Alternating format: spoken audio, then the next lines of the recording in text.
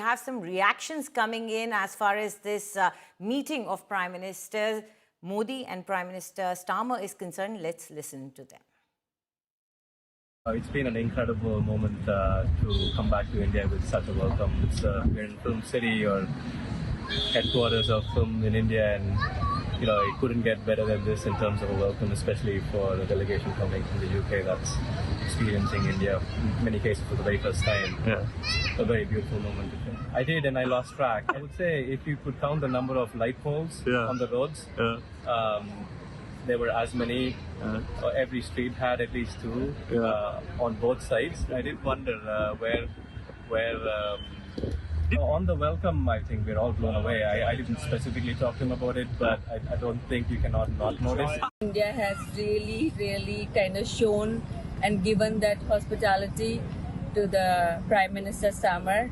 I'm sure that he feels nothing short of a rocking Bollywood star, and maybe I've heard that he's been telling people that he might have a go at one of the Bollywood films if given a chance. This is the biggest trade mission that the United Kingdom has ever sent to India. Obviously, this is a two-parter, if you like. We had Prime Minister Modi over to the United Kingdom earlier this year to sign the FTA, the free trade agreement that we agreed, and today is the return leg of that, if you like. That FTA is really important for us. It's the biggest deal that we've struck since we left the EU, and I think it's the biggest deal that India has ever struck, so hugely important. And Sahil Joshi continues to be with us from Mumbai. Sahil, ever since the tariffs were imposed on India, and especially the penalty, because tariffs were there for everyone, India has to bear that penalty, extra penalty as well for taking Russian energy. Ever since then, Prime Minister Modi has been on overdrive to ensure that trade relations with other countries are better. So can you give us a larger picture of how India is trying to circumvent the impacts that could happen because of these tariffs?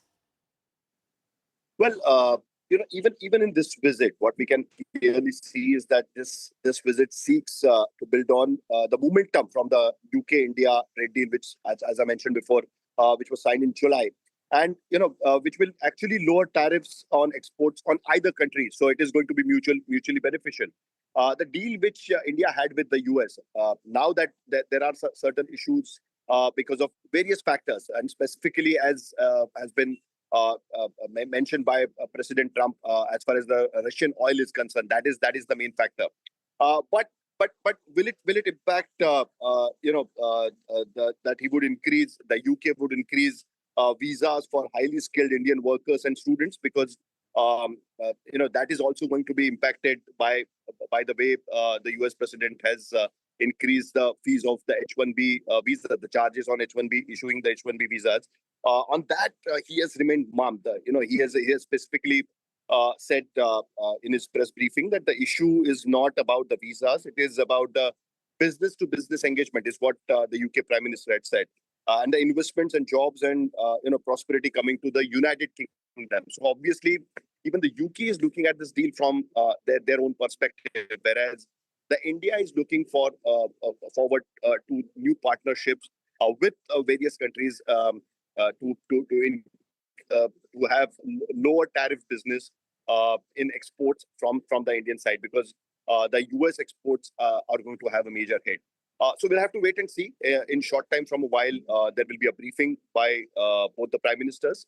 I hope that they will take some questions, but right now nothing has been promised at this point of time. But yes, there is going to be a briefing, and we are looking forward for that.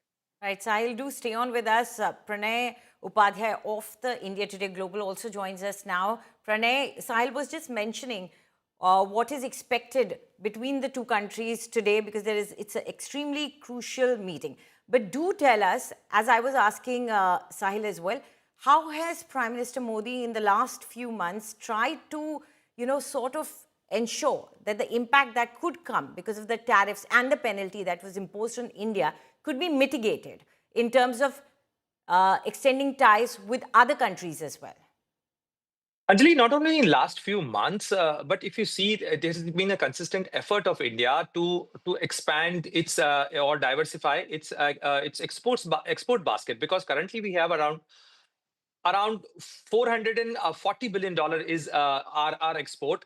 And out of that, we are trying to expand our export basket to explore new markets. And in those new markets, we are trying to diversify that, how new products we can, export, how the new strategic partnerships we can forge with other different countries. And this has been the effort of India. And if you see, consistently, we are having an ECTA, or the Economic Cooperation and Trade Agreement, with Australia.